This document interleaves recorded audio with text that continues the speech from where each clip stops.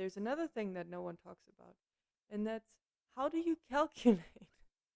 How do you calculate at which point in your life you should have your first child? And I I run up against that all the time. People um, seem to most commonly start, from their own kind of education and career perspective. They will go like, okay, I want to finish my education and then I want to do a year or two of work, like depending on where you live at. Where I'm in Germany, you have to work a year to then get financial support in the first year of motherhood.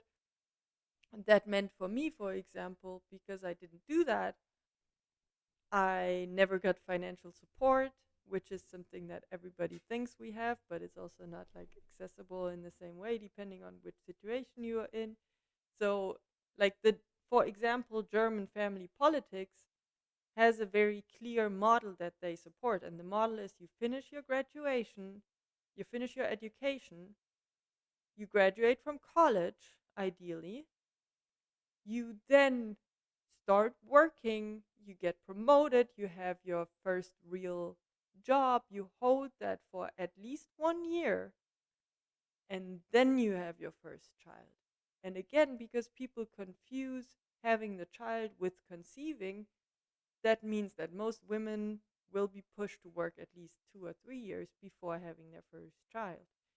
And then you get the maximum amount of financial support. That's in theory, that makes sense, for a lot of Germans that seems intuitive. But if you look at the numbers, that means that women are pushed into their 30s before they can even consider having a child, at which point they're already out of time.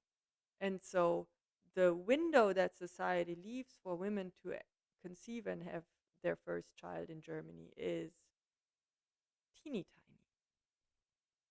tiny, teeny tiny. And to expand that window is always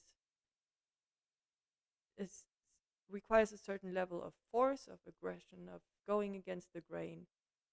And it's one I'm very sure it's one of the main reasons that we have such low reproductive rates in Germany, because we're not giving people a whole lot of choices.